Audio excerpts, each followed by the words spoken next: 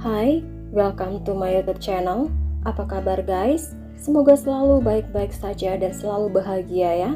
Kasus hari ini terjadi pada tahun 1995, butuh 2 tahun buat polisi untuk mengidentifikasikan dan menangkap pelakunya. Kata terakhir dari kasus ini diucapkan 18 tahun kemudian setelah kejahatan terjadi. Sebelum ke ceritanya, silahkan tekan subscribe, like, dan bantu saya mengembangkan channel ini. Tanpa berlama-lama, yuk kita bahas.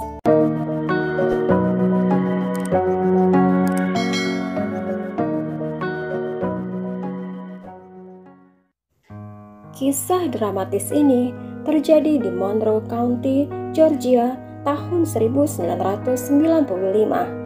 Hanya beberapa hari yang lalu, tahun baru 1995 baru saja datang, dan banyak orang yang masih dalam suasana liburan mereka. Tapi ini adalah waktu yang sulit bagi sheriff lokal yang terbiasa mengira kalau dia akan melakukan pekerjaan yang mudah. Pada tanggal 3 Januari tahun 1995, seorang pria menelpon polisi dan melaporkan bahwa dia menemukan 2 jasad ketika dia sedang berjalan-jalan di dekat pantai Danau Juliet. Sheriff dan wakilnya pergi ke TKP. Anda dapat memahami skala keamanan di Juliet dengan hanya melihat kantor sheriffnya. Tidak ada yang lebih parah dari perkelahian dan pencurian terjadi di sini. Itulah mengapa sheriff dan wakilnya terkejut apa yang mereka lihat. Ada sebuah mobil sedan Honda putih di pantai Danau Juliet. Di dalamnya ada 2 jasad. Jasad laki-laki, dan tidak jauh dari situ ada jasad wanita muda tergeletak di tanah. Dapat diketahui bahwa keduanya meninggal karena luka tembakan. Ada barang-barang pribadi korban di dalam mobil, termasuk dokumen-dokumen mereka. Jasad laki-laki yang ada di kursi pengemudi adalah Grant Hendrickson yang berusia 22 tahun, dan korban kedua dari kekerasan ini adalah Michelle Cartagena yang berusia 19 tahun. Polisi negara bagian diberitahu tentang insiden itu, dan segera petugas dari unit kejahatan besar tiba di danau itu, beserta ahli forensik. Hal pertama yang menarik perhatian detektif dan bisa menjadi motif dari kejahatan itu adalah karena tubuh jasad Michelle sebagian terbuka dan roknya tersingkap ke atas. Dilihat dari lubang peluru di badan mobil itu, dan polisi berasumsi bahwa penjahat melepaskan tembakan ke pasangan itu saat mereka sedang duduk di dalam mobil. Grant terkena 3 peluru dan dia langsung meninggal. Michelle ditembak 2 kali dan mungkin masih sadar ketika penjahat itu menariknya keluar. Posisi tubuhnya dengan kaki terbuka lebar menunjukkan bahwa penjahat mungkin ingin mengambil keuntungan darinya. Tetapi tidak dilakukan karena Michelle telah terlanjur meninggal. Ahli forensik menemukan lendir gelap di bagian paha Michelle yang ternyata adalah air liur dengan partikel tembakau yang dikunyah di dalamnya. Sampel air liur ini dikirim ke laboratorium untuk dianalisis. Selama pemeriksaan TKP, polisi menemukan bukti penting, yaitu 2 jenis selongsong peluru berbeda. Dari 13 selongsong kaliber 223 dan 4 selongsong dari kaliber 9 mm. Jika 2 buah senjata yang digunakan, kemungkinan ada 2 penjahat. Kedua keluarga Grant dan Michelle menjadi syok mendengarkan tentang apa yang terjadi. Mereka bahkan tidak bisa mengetahui siapa yang ingin melakukan hal sejahat itu pada anak-anak mereka. Grant adalah anak tunggal dari orang tuanya. Michelle dilahirkan tanggal 2 Mei tahun 1975 di Monterey, California. Dia mengikuti marching band orkestra sekolah, serta dia adalah seorang pemain tenis tunggal. Dia pemimpin dari tim softball sekolahnya, dan dia adalah anggota kehormatan masyarakat. Di waktu luangnya, Michelle bekerja sebagai sukarelawan Palang Merah dan Asosiasi Kesehatan dan Kesejahteraan Hewan, dan dia mengunjungi orang tua dari ayahnya. Semua orang menggambarkannya sebagai wanita yang berbakat dan penuh kasih sayang dan cinta kasih. Kehidupannya yang berjuang untuk membuat karir medis untuk membantu orang lain dan masyarakat. Grant lahir pada tanggal 20 September tahun 1972 di Macon, Georgia. Dia suka memancing, golf, kanu, dan berkemah. Dia bekerja sebagai sukarelawan di Museum Seni dan Ilmu Pengetahuan di Macon. Semua yang mengenal mereka mengenalnya dengan gaya hidup mereka yang aktif dan mereka saling tertarik satu sama lain. Penduduk Monroe County sangat mengkhawatirkan keselamatan diri mereka karena pelaku masih berkeliaran dan mungkin bisa menyerang lagi. Grant dan Michelle belajar di Universitas Mercer. Grant berada di tahun kelima dan Michelle di tahun kedua. Mereka telah berkencan selama lebih dari setahun dan mereka telah membuat rencana untuk melakukan pernikahan di masa depan. Ketika keluarga mereka tidak dapat menyebutkan siapa yang telah menjadi musuh mereka, penyelidik berbicara dengan teman sekelas Grant dan Michelle untuk mencari petunjuk. Michelle dan Grant mempunyai reputasi yang baik dan tidak memiliki konflik dengan siapapun, dan secara umum digambarkan sebagai orang yang baik. Penyelidik berpikir kejahatan mungkin dilakukan oleh seorang pria yang ditolak oleh Michelle, tapi ini tidak bisa dikonfirmasikan. Universitas Mercer tidak memberikan polisi petunjuk apapun untuk bisa menemukan jejak penjahat. Kronologi sebelum kejahatan terjadi, polisi menemukan pada tanggal 2 Januari tahun 1995, Grant dan Michelle mengunjungi sebuah restoran. Kemudian setelah mereka makan, mereka menuju ke bioskop. Setelah film berakhir, mereka pergi ke perkemahan liburan di Danau Juliet. Kemah ini buka 24 jam sehari dan termasuk area peluncuran perahu, tempat parkir, dermaga kecil, dan meja piknik. Masyarakat bisa menggunakan fasilitas ini secara gratis. Itulah sebabnya tidak ada petugas keamanan di sini. Pada malam kejahatan, ada orang lain di sekitar bagian danau. Beberapa dari mereka mengatakan bahwa mereka mendengarkan suara letupan yang keras, tetapi karena ini tanggal 2 Januari, mereka salah mengira kalau suara letupan itu adalah suara petasan atau kembang api. Seseorang juga mengatakan bahwa dia melihat sebuah mobil Honda CRX meninggalkan lapangan parkir dengan kecepatan tinggi. Para ahli berhasil mengekstrak sampel DNA dari air liur yang ditemukan di paha Michelle. Tetapi saat itu database DNA masih pada tahap awal. Tindakan identifikasi DNA yang memungkinkan FBI untuk membuat database DNA nasional dari penjahat yang dihukum serta database yang terpisah yang berisi informasi tentang orang hilang dan sampel forensik yang dikumpulkan dari TKP disahkan oleh Kongres Amerika Serikat pada tahun 1994. Itu sebabnya tidak ada yang bisa dibandingkan dengan sampel DNA yang diekstrak dari air liur di tubuh Michelle. Itu hanya bisa menunjukkan kecocokan jika dibandingkan langsung dengan DNA penjahat.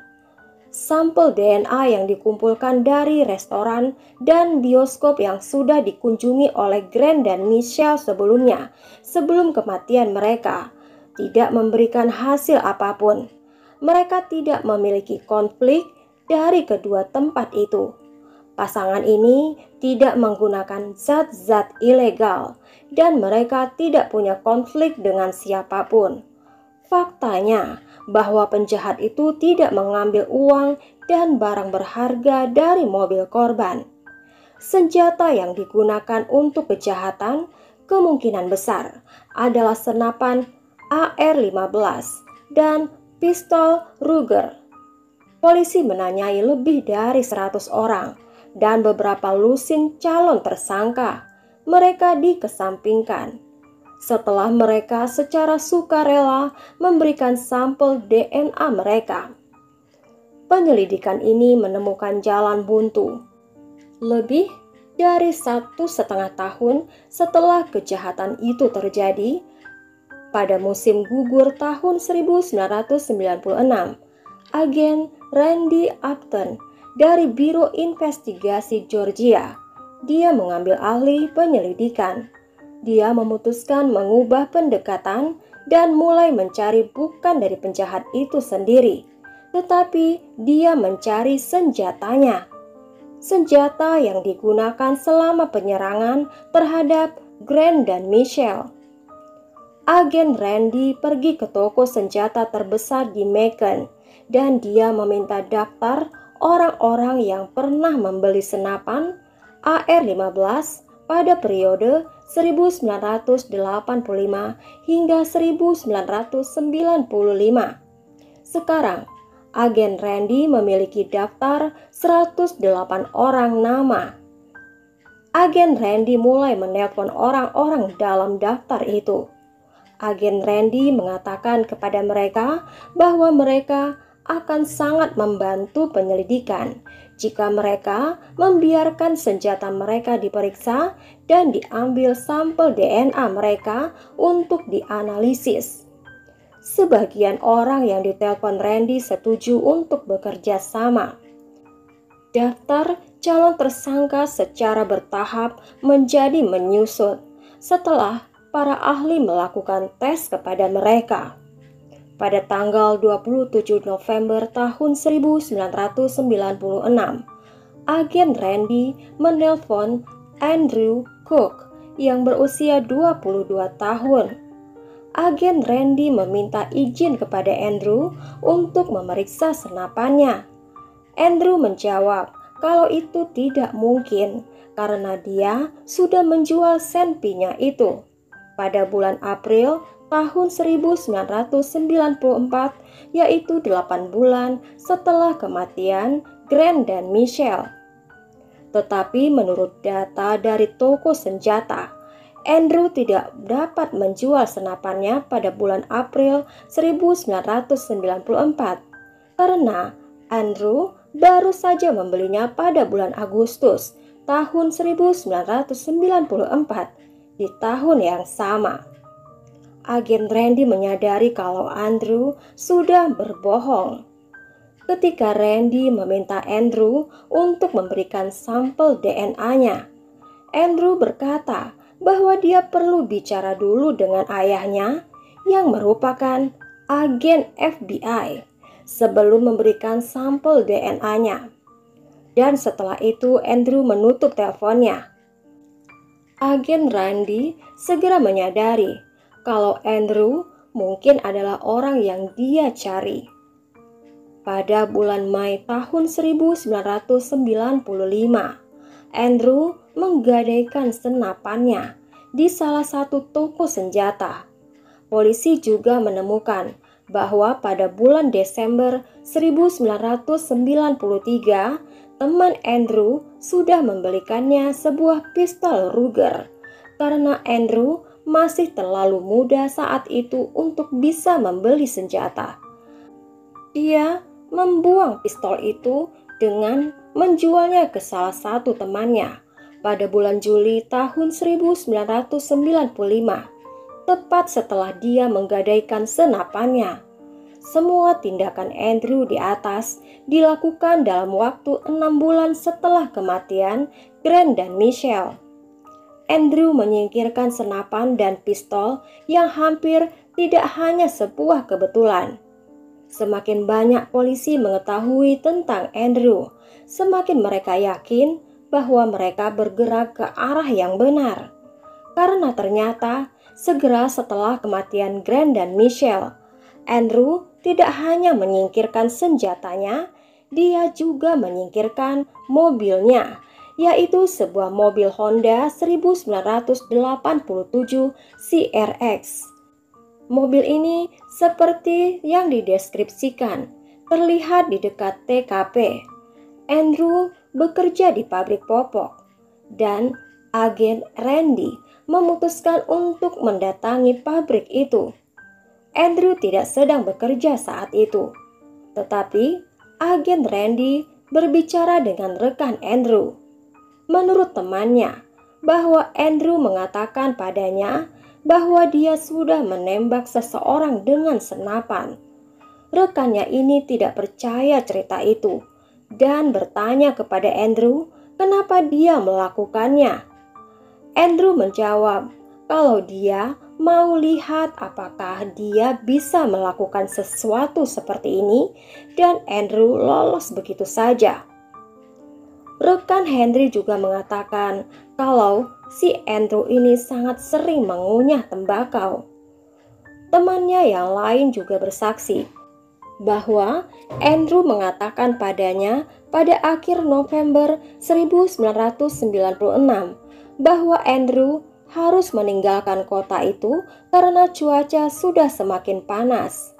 Keadaan ini mungkin suatu kebetulan karena agen Randy mulai mencari Andrew yang sudah tidak tinggal di rumah orang tuanya selama beberapa tahun. Pada tanggal 4 Desember 1996,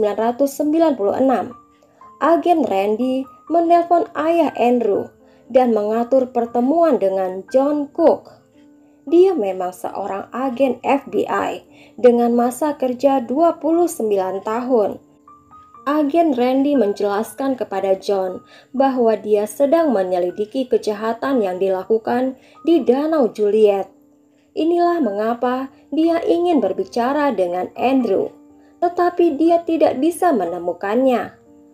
John memang mendengar tentang kasus Grant dan Michelle dari media massa. John sendiri tidak berpartisipasi dalam penyelidikan itu. Dan John bilang kepada Randy bahwa dia tidak menganggap bahwa putranya sebagai tersangka. Tetapi John berjanji bahwa dia pasti akan menemukan Andrew dan berbicara dengannya. Pada hari itu juga, John berhasil menghubungi Andrew melalui telepon. John bicara kepada anak laki-lakinya itu bahwa detektif sedang mencarinya dan bertanya apakah Andrew tahu sesuatu tentang pembunuhan Grant dan Michelle. Tanggapan putranya itu membuat seluruh dunia John terbalik. Andrew bilang, "Ayah, saya tidak dapat memberitahu Anda karena Anda adalah salah satu dari mereka. Anda adalah polisi." Ketika menanyakan lagi, John berdoa untuk putranya mengatakan tidak. "Apakah kamu menembak?" Andrew menjawab, "Ya." Setelah jeda sebentar, Andrew berkata, "Pada malam itu, saya sedang memancing di Danau Juliet ketika pasangan itu mengemudi ke sana dan saya bertengkar dengan Grant. Menurutnya, Grant mengancamnya dengan pistol. Andrew menjadi marah dan mengambil senapannya dan melakukan sesuatu yang tidak dapat dihindarkan." John Cook meminta putranya untuk menghubungi pihak berwenang Tetapi Andrew mengatakan bahwa dia akan menghilang begitu saja. John yang mendengar cerita anaknya itu menjadi sangat sulit baginya. Tetapi John masih harus bertindak profesional. Keesokan harinya John mengunjungi kantor Sheriff Monroe County dan memberitahukan mereka tentang pengakuan putranya. Pada saat itu, tidak satu pun yang tahu bahwa Andrew sudah ditangkap pagi itu di daerah tetangga karena dia sudah menembak rusa dan kalkun di luar musim berburu. Andrew memperkenalkan dirinya dengan nama samaran, tetapi dia segera ketahuan. Ketika agen Randy mengetahui bahwa Andrew sudah ditangkap, dia pergi ke Jones County untuk bertemu Andrew. Setelah agen Randy tiba di kantor Sheriff Jones County, agen Randy memperkenalkan dirinya kepada Andrew. Dan apakah Andrew bisa menjawab beberapa pertanyaan dan dijawab oleh Andrew. Ini sudah lewat 2 tahun, tapi kalian belum menemukan apapun. Dulu saya punya senapan. Dulu saya punya pistol. Dulu saya punya mobil sedan Honda. Tapi sekarang kamu mau menjebak saya. Lalu Andrew mengatakan bahwa dia minta mereka menghubungi ayahnya dan memberikannya pengacara. Dia akan mengaku semuanya. Andrew dibawa ke Monroe County dan sheriff mengizinkan John untuk bicara dengan Andrew face to face. John memeluk anaknya. Mereka berdua menangis. John bilang kalau dia tidak bisa percaya apa yang sudah Andrew katakan padanya adalah kebenaran. Andrew menjawab bahwa dia tidak memancing malam itu. Ketika dia tiba di pantai itu, mobil korban sudah ada di sana. Grant dan Michelle bahkan tidak melihat bagaimana dia berjalan ke mobil itu dengan senapannya, dan dia menembaknya. Dan menurut Andrew, dia menembak beberapa tembakan dari pistolnya dan menarik wanita itu keluar dari mobil untuk membingungkan polisi. Andrew sengaja meludahi Michelle dengan tujuan dia ingin memastikan polisi tidak akan bisa menemukannya dari air liurnya. Andrew didakwa dalam kasus pembunuhan Grant Hendrickson dan Michelle Cartagena. Selain dari pengakuannya, polisi telah mengidentifikasikan pemilik senapan dan pistol saat itu yang digunakan Andrew saat dia melakukan kejahatan. Pemeriksaan balistik forensik negara menemukan bahwa nyawa Michelle dan Grant diambil dengan senjata yang sama milik Andrew. Andrew juga diambil sampel DNA-nya yang cocok dengan sampel DNA dari air liur yang ditemukan pada jasad Michelle. Sidang dimulai tahun 1998. John Cook berbicara di persidangan. Dia berulang kali meminta maaf di depan keluarga Michelle dan Grant. Dia juga mengatakan bahwa permintaan maafnya tidak akan membawa kedamaian bagi mereka. John mengatakan bahwa dia mengabdi seluruh hidupnya untuk pelayanannya dan tidak memperhatikan betapa jahatnya anaknya sendiri. Pada tanggal 19 Maret 1998, Andrew dinyatakan bersalah. Dia diberikan hukuman mati. Dan kemudian, setelah Andrew menggunakan semua upayanya untuk mengajukan banding, hukuman matinya dijadwalkan dilaksanakan pada tanggal 22 Februari tahun 2013. 3 hari sebelum hari itu, yaitu tanggal 19 Februari tahun 2013. Dewan Pengampunan Negara Bagian dan Pembebasan Bersyarat berkumpul untuk mempertimbangkan gerasi yang diajukan oleh pengacara Andrew. Pengacara mencoba meyakinkan Dewan bahwa Andrew secara mental tidak sehat dan membutuhkan perawatan. Setelah mempertimbangkan, Dewan Negara menolak gerasi Andrew. Pada hari eksekusi, pada tanggal 22 Februari tahun 2013, keluarga mengunjungi Andrew di penjara untuk mengucapkan selamat tinggal padanya. Andrew juga diizinkan untuk memesan makanan terakhirnya. Andrew memilih steak, kentang panggang, kentang goreng, udang, pie, lemon, dan soda. Saat dia diikat di brangkar di ruang eksekusi, Andrew menggunakan kata terakhirnya untuk mengatakan maaf. Andrew mengatakan, "Saya tidak akan meminta Anda untuk memaafkan saya. Saya bahkan tidak bisa melakukannya sendiri." Andrew berterima kasih kepada keluarganya atas dukungan mereka untuk bersamanya. Kata Andrew, "Maaf, saya sudah mengambil terlalu banyak dari kalian." Satu suntikan dilakukan pada jam 11:08 malam. 14 menit kemudian, Andrew Cook yang berusia 38 tahun dinyatakan meninggal. Keadilan akhirnya ditegakkan untuk Michelle dan Grant setelah 18 tahun. Sampai di sini dulu guys ceritanya. Ambil hikmah dari setiap kasus dan buang jauh-jauh kesan kekerasan di dalam cerita ini. Dan ini hanya sebatas kita untuk mempelajari bagaimana cara untuk menjaga diri. Sebaiknya kita tidak pergi ke tempat yang tidak aman. Berikan subscribe dan like-nya untuk video-video terbaru dari saya.